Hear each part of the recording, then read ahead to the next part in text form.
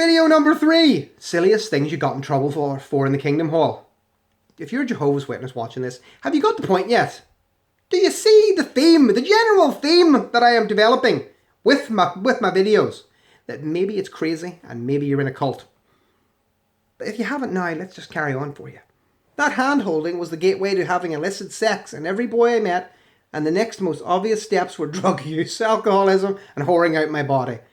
It always happens, doesn't it? But scriptures and saying I was sorry in front of 2 elders and praying to God about how horrible a person I am would protect me from the evil of the flesh. Colouring my hair stumbled people. No, the problem was the brother who gave you that counsel was the one who was imagining, oh, no, I'm not going to read that.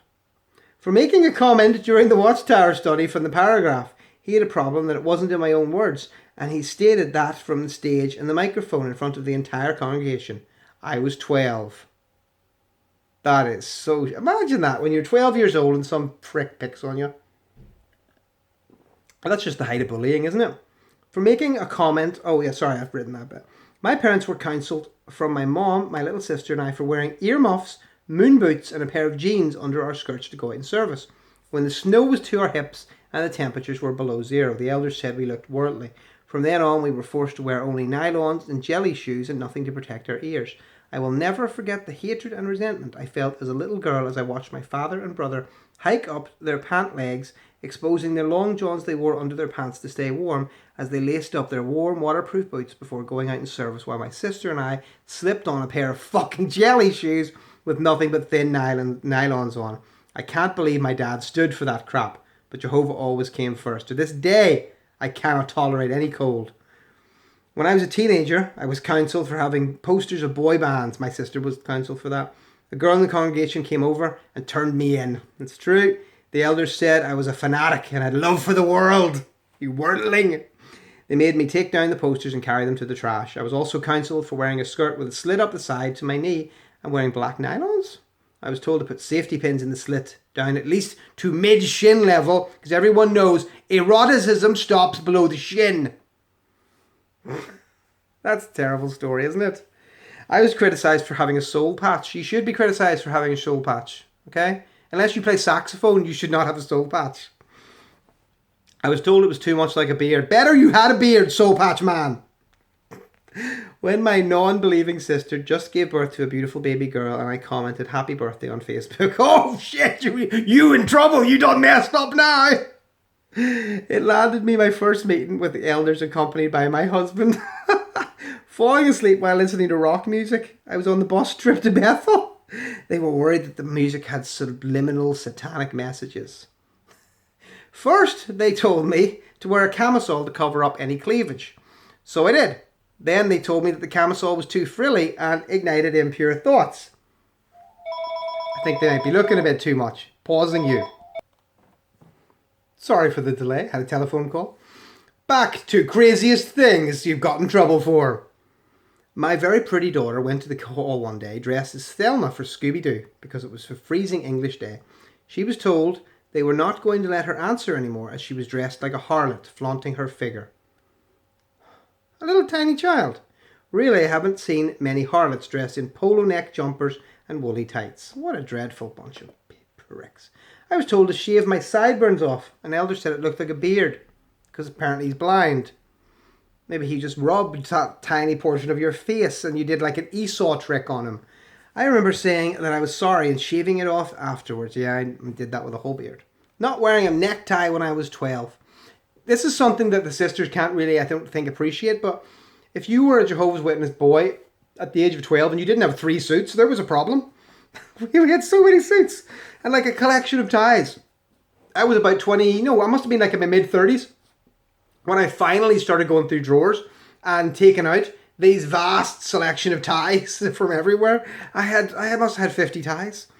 My dad got counselled about me because, in the elder's word, she acts like she's her own head. Dad's response was, she's an adult. I was well into my 20s at the time, had a job, and gave my folks money every week when I got paid. So basically I was an adult renting a room from them. That's so true, but you're a woman. You cannot be trusted to think for yourself. Seriously. Oh dear. Sitting in the Kingdom Hall going over and over the same things that just can't be proved is a waste of life. You don't need a lifetime to realize that the Watchtower said did not come true. Absolutely agree.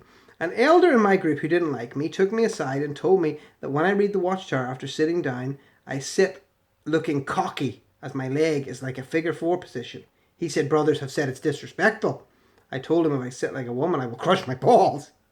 It was only him who complained. I told him he was lying and to bring the name of the others to me. He never did. What a complete dick. That's true. They are not beyond lying. A tattoo on the back of my neck hidden by my hair because it attracts attention to my back. Gypsy dress with drop back for the same reason. Oh, and jeans when I was first serving because we shouldn't dress like men. Oh, this woman's got a lot of things to get in trouble for. An elderly brother calling my uncle while on the phone for him trying to mooch a discount to explain why I was calling.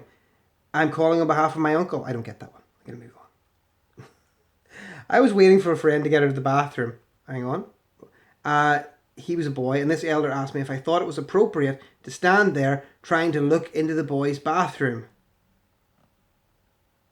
Well, an elder would know, wouldn't he? Wouldn't he? Creepy. That's imputing motives that he's thinking about. Oh, when an elder was on the stage and looking down my dress, he could see my bra. This was apparently my fault. Another sister, who was my best friend, sat on my lap at a party. Granted, I had no control over what he did, but because they were aware of my homosexual tendencies, this was all my fault and everyone was apparently talking about it. Ooh.